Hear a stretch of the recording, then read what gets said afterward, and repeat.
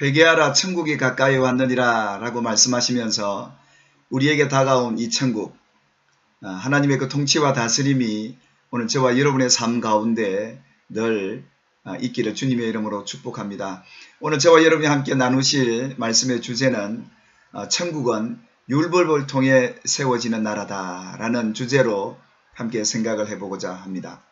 예수님께서 마태복음 11장 12절에도 말씀하시기를 이 천국은 침노를 당하나니 침노하는 자가 빼앗느니라 라고 말씀을 하시면서 이 천국은 언제든지 침노를 당할 수 있다라는 것을 전제하고 있습니다.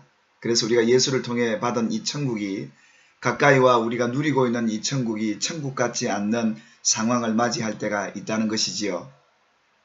뿐만 아니라 우리가 이 천국을 천국되게 하기 위하여 이 천국을 지키고 그 천국 안에서의 누림이 우리 안에서 신앙생활 가운데 중요한 과제라 생각이 되어집니다. 여러분은 지금 이 천국 누리고 계십니까? 아니면 침노를 당하셨다면 왜 빼앗겼고 또 어떻게 되찾을 수 있는지를 혹 아시는지 모르겠습니다.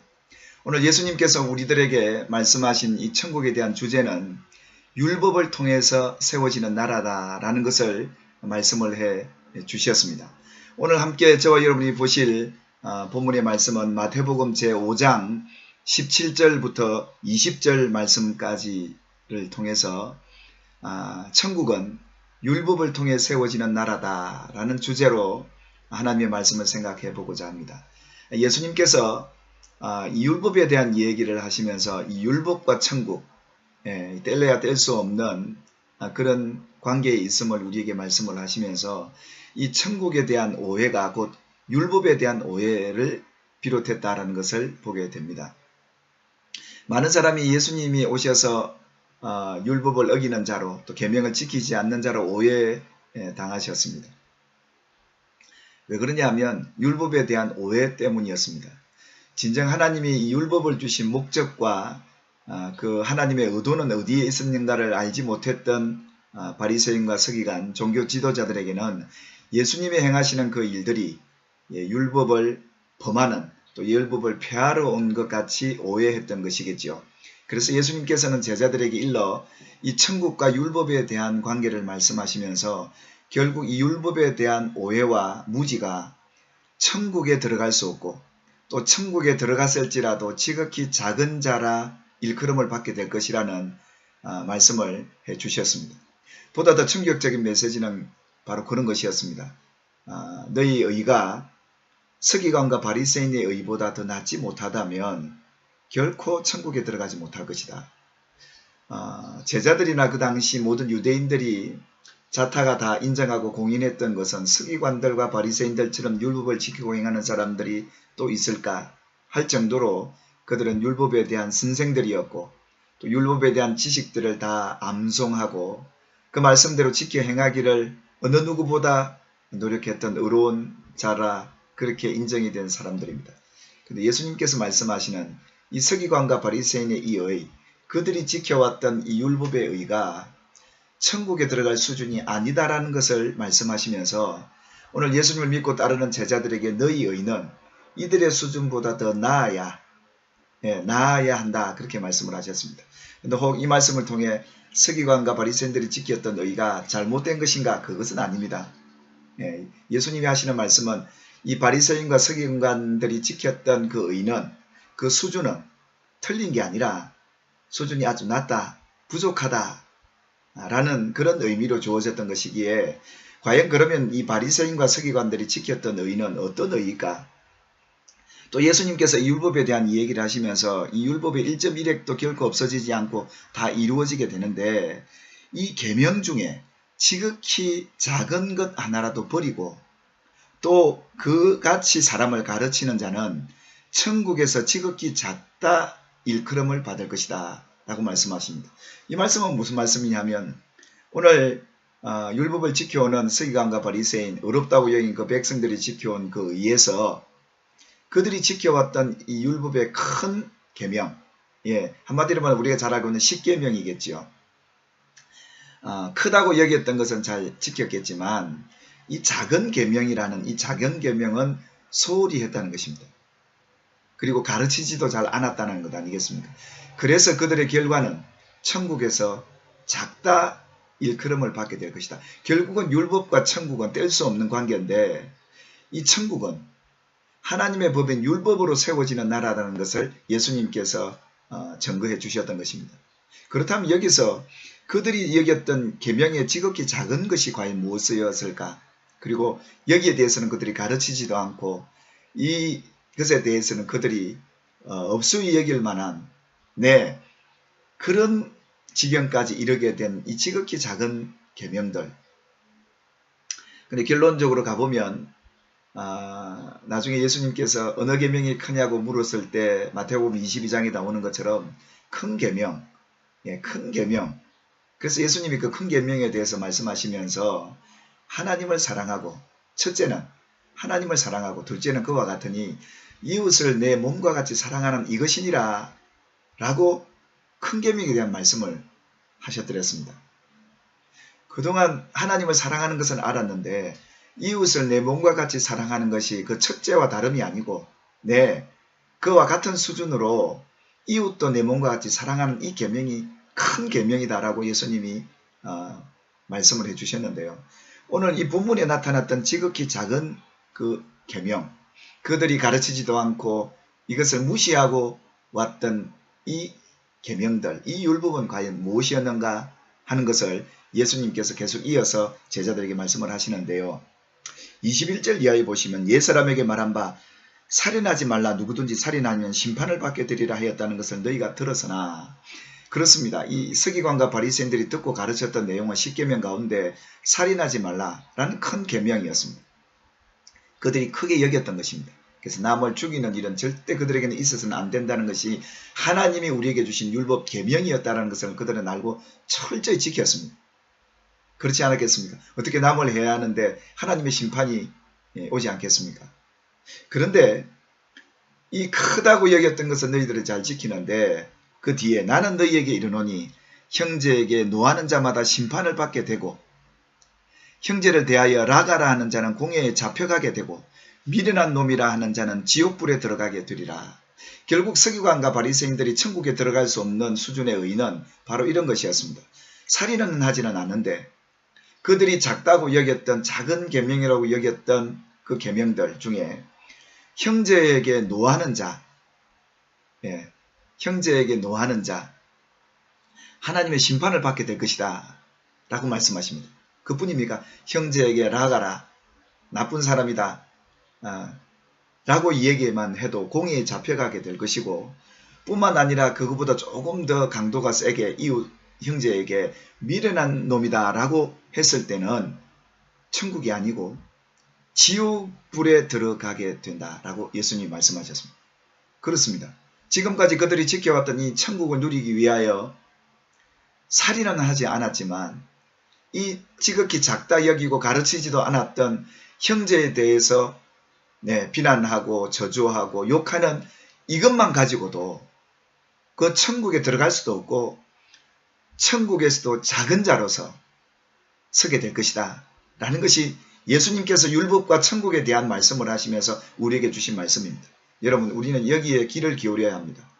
예수님께서 오늘 우리가 지극히 작은 계명이라도 업수히 여기거나 지키지 않거나 이걸 가르치지 않는 자는 천국에서 작다 일컬음을 받게 될 뿐만 아니라 천국에도 들어갈 수 없을 정도까지의 불법자가 된다는 것이 예수님이 이 율법에 대한 해석으로 우리에게 주신 말씀이었습니다.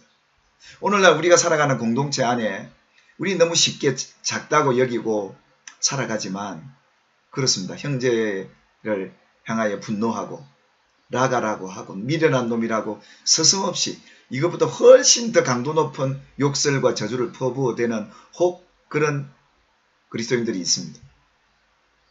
이분들은 하나님의 나라에 침노를 당하는 격이 되는 겁니다.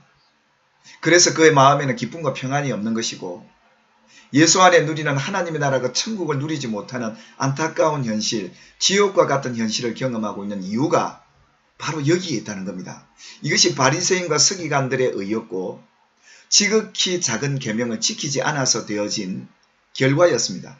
결국은 이 천국은 율법을 지킴으로 율법의 작은 계명이라도 지키지 않는다면 어찌 그것이 천국이겠습니까?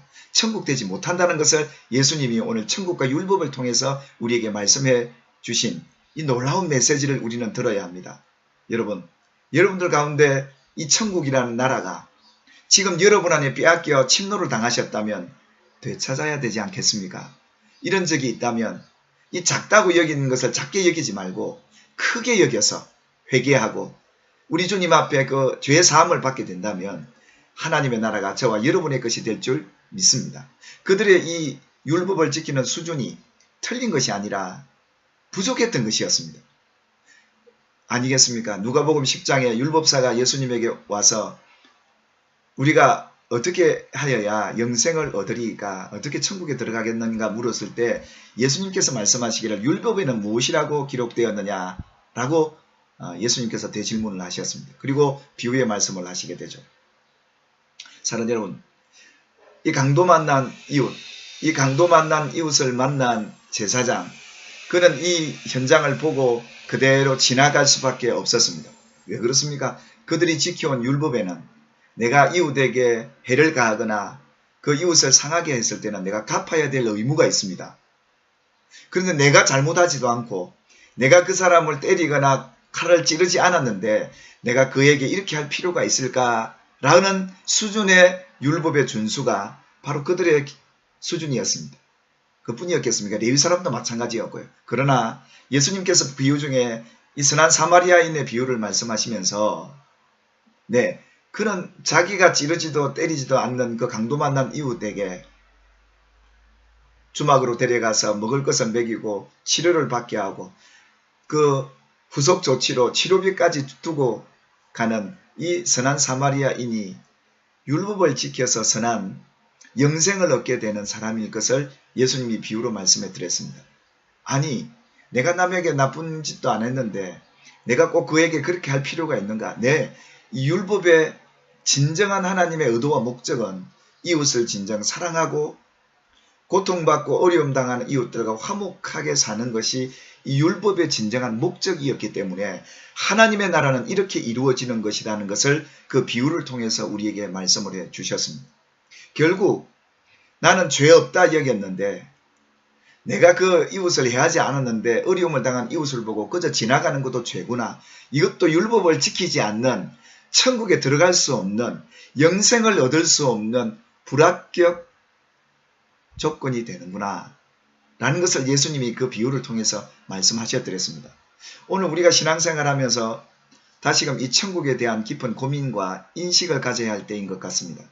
우리는 쉽게 남을 판단하고 정죄하고 비방하고 분노하고 또 뿐만 아니라 나와 아무 이해관계도 없는 내가 해롭게 하지도 않는 그 형제가 어려움을 당할 때 내버려 두는 것이 죄임을, 이것이 하나님 나라의 율법을 지키지 않는 자와 다르지 않다라는 것을 성경이 오늘 우리에게 말씀을 하고 있습니다. 사랑하는 여러분, 여러분이 누리고 있는 하나님의 나라 천국, 여러분 안에 누려지고 그것이 천국이십니까? 아니면 천국이 천국되어지 못해서 여러분들이 그 지옥 같은 불에 혹시 들어가 계십니까?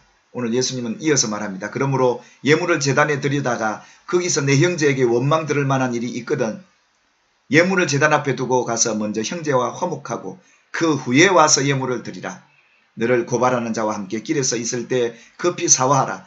그 고발하는 자가 너를 재판관에게 내어주고 재판관이 옥리에게 내어주어 옥에 가둘까 염려하라. 진실로 내게 이르노니 네가 한 푼이라도 남김없이 다 갚기 전에는 결코 거기서 나오지 못하리라.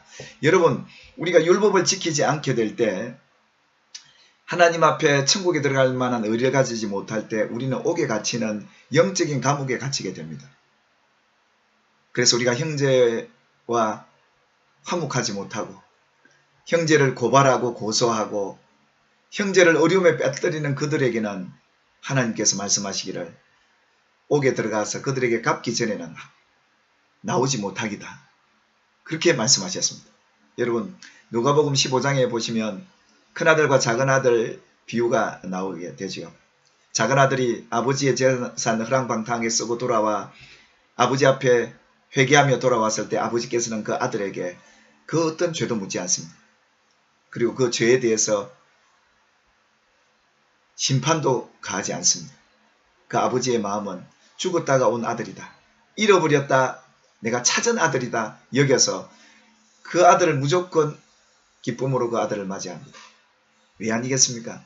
아버지는 이미 아들이 회개하기 전부터 용서하고 기다리고 계셨던 분이었습니다. 그러나 아버지는 이 아들을 이렇게 대하는데 그 형 큰아들은 그 작은 동생, 자기 동생이 돌아왔을 때 그 대문 밖에서 온 동네방네 고발하고 고소하고 난리가 납니다. 오늘 이 큰아들은 자신은 죄가 없다고 여기고 죄지은 동생을 향하여 그렇게 비난하고 고발하고 고소하는 그런 현장에, 그 잔치에 들어가지 못하고 있는 그 안타까운 모습을 보게 됩니다. 바로 여기가 지옥이 아니겠습니까? 여기가 옥에 갇힌 것 아니겠습니까? 이 큰아들의 이러함, 서기관과 바리새인이 지켜왔던 수준에 의했습니다. 나는 회개할 것 없는 죄 없는 의인이고 저 죄인은 마땅히 고소 고발받아 심판받아야 마땅할 자라고 형제에게 그렇게 고발하고 고소하는 그에게 있어서도 천국이 아니었습니다. 들어갈 수도 없었습니다. 그는 감옥에 갇힌 것 같고 답답하고 괴로운 일만이 그 삶 속에 남아 있었겠지요. 그렇다면 이제 우리는 형제와 화목하고 죄지은 형제를 고발하고 고소하는 것이 아니라 사화하고 화목하고 아버지 집에 들어가 함께 천국을 누려야 그것이 진정한 천국이 되지 않겠는가 하는 것입니다. 사랑하는 여러분, 혹 여러분이 큰아들과 같이 형제들을 향하여 분노하고 라가라 하고 미련한 놈이라 하고 고발 고소하고 있는 자리에 계시다면 회개하셔야 합니다. 그리고 남김없이 용서해 주시다. 하나님의 그 사랑 안에 들어오셔서 그 천국을 누리게 되는 이 천국의 아름다운 주인공들이 되시기를 주님의 이름으로 축복합니다. 남을 잠깐 허물하는 게 뭐가 허물이 되겠냐라고 얘기하지만 이게 영적인 하나님의 나라 법입니다. 사랑하는 여러분, 여러분은 진정 그 나라에 거하고 계십니까? 안 그러면 이 나라가 침노를 당하셨다면 다시금 빼앗아 오시기 위해 회개하고 형제들과 화목하고 형제를 진정 용서하고 축복함으로 여러분의 삶이 늘 천국이기를 주님의 이름으로 축복합니다. 할렐루야.